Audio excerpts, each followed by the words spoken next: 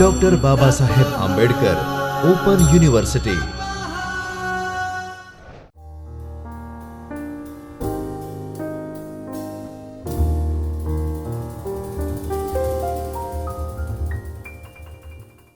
Hello, myself Dr. Alpaba Rajput welcoming you all in a Chaitanya studio of Dr. Baba Saheb Ambedkar Open University. Internet is not a new term for you all. Today we are going to discuss about the internet and the history of internet. So let me first focus on a definition of an internet. What is internet?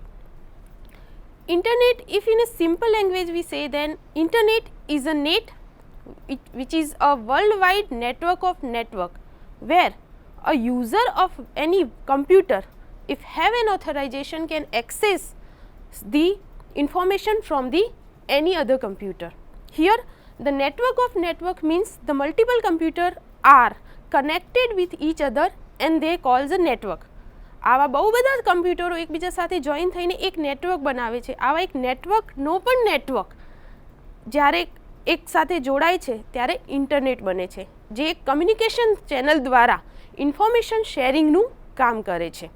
So internet is a public, cooperative and self-sustaining facility available to the million of people. Here in a figure you can see, you can access the internet by any user computer. It can be your desktop computer, it can be your laptop computer, it can be your tablet, it can be your mobile, it can be your any wireless devices. Here at the other side we are having the server which will give you a facility of internet. So in short, the user will query something by the into the internet and he will get the response via the server. This is called this is the basic structure of internet. Let me focus on the history of the internet, how the internet terms get invented. Okay. So in 1915 there were a cold war between the Soviet Union and US government.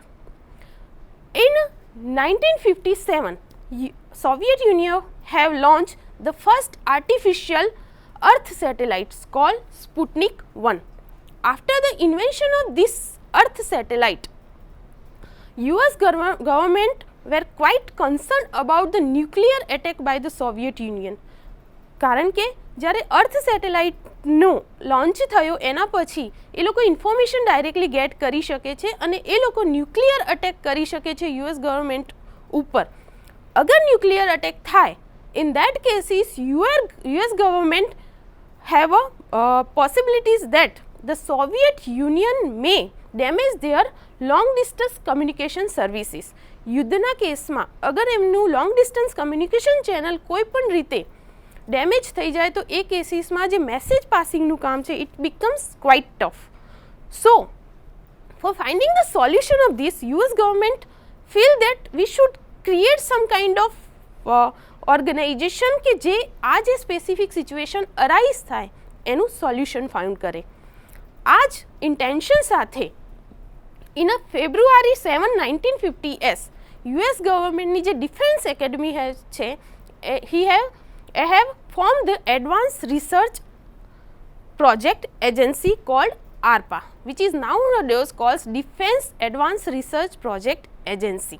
The purpose of forming this organization is to find the solution of a damaging of a communication channel in a case of the war.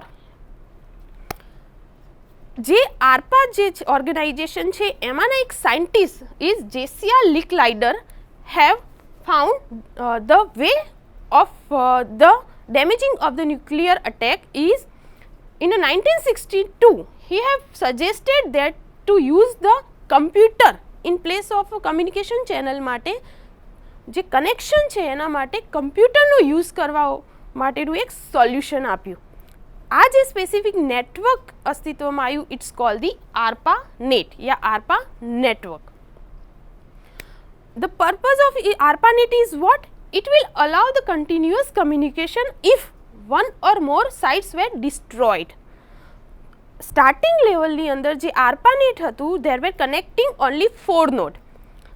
That 4 node is the communication network in a University of California at Los Angeles, University of California at Santa Barbara, Stanford Research Institute and the University of Utah.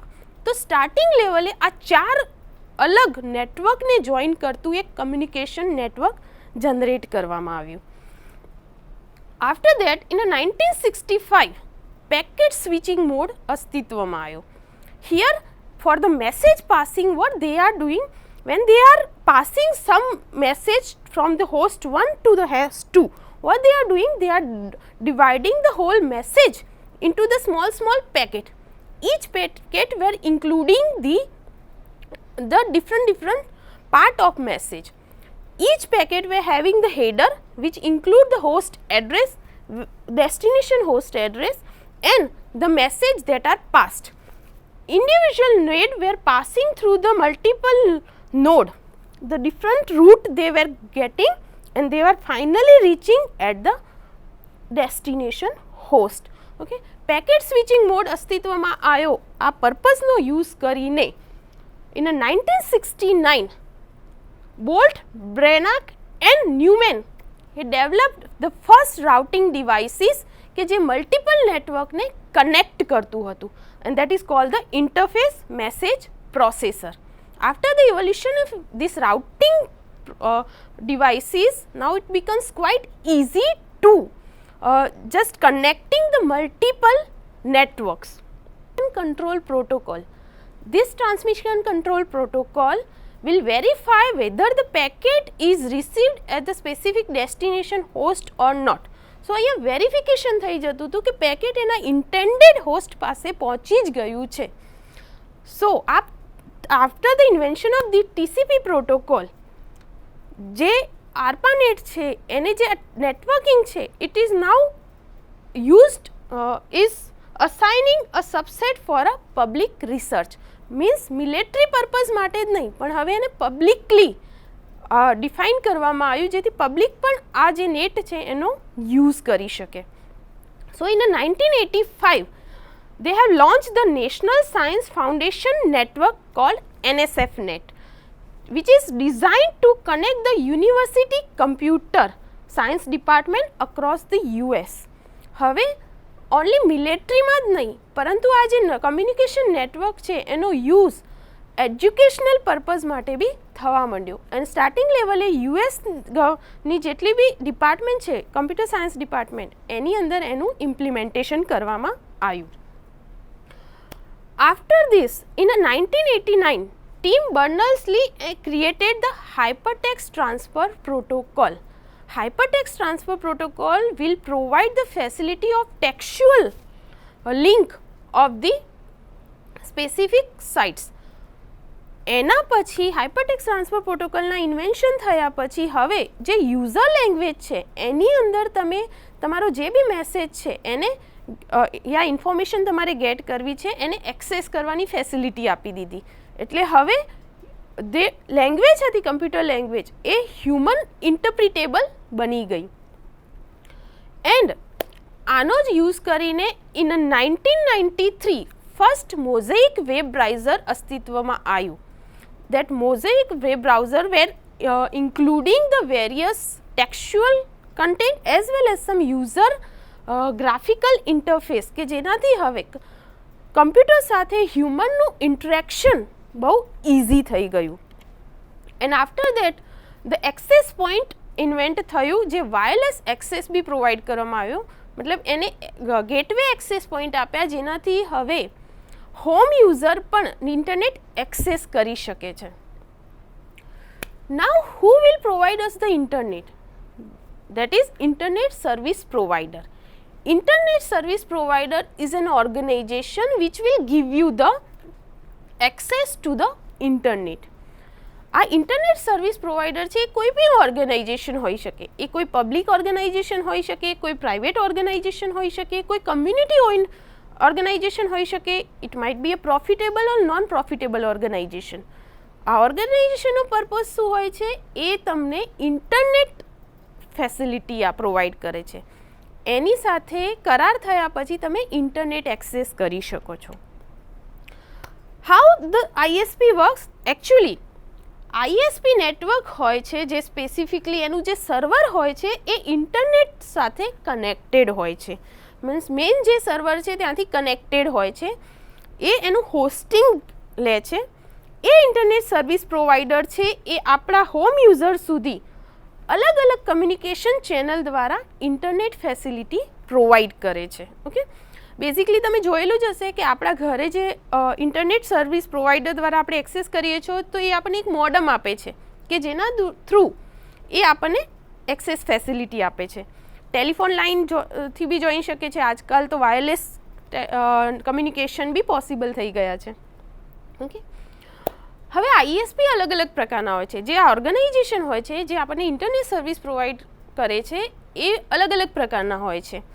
It can B access provider કે જે simply તમને internet access facility provide કરે છે. Okay, it can be a mail box provider કે જે તમને તમારા જે મેલ છે, મલ્ટિપલ મેલ છે એને સ્ટોર કરવાનું અથવા તો તમારે કોઈ સેન્ડ કરવાનું કામ કરે છે. ફોર એક્ઝામ્પલ આપણી પાસે જીમેલ છે, યાહુ છે, આ બધા જે છે એ મેલ બોક્સ સર્વિસ પ્રોવાઈડર કહેવાય છે.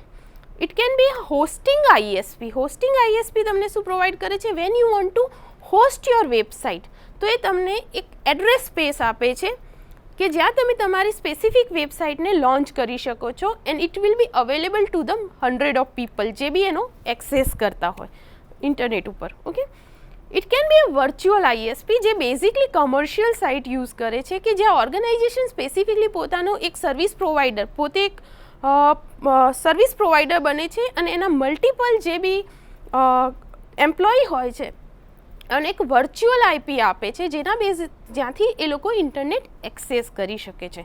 And finally it may be a free ISP. ઘણા બધા એવા આઈએસપી હોય છે જેમને ફ્રી ઓફ ચાર્જ મળે છે. લાઈક હોટસ્પોટ છે. અગર હોટસ્પોટ કોઈ જગ્યાએ હોય તો તમે ગમે ત્યાંથી કોઈ બી પ્લેસ ઉપરથી વાયરલેસ કનેક્શન દ્વારા ઇન્ટરનેટ એક્સેસ કરી શકો છો. Right, so these are the type of ISP that are available. Now whenever you are selecting the specific internet service provider, which thing you have need to take in a consideration? કોઈ બી ISP છે, ભલે Airtel હોય, Vodafone હોય યા ગમે તે હોય, તમે જ્યારે ઇન્ટરનેટ સર્વિસ પ્રોવાઈડરને ની ફેસિલિટી યુઝ કરો છો તો શું વસ્તુઓ ધ્યાનમાં રાખવી જોઈએ? તો first that availability of the network.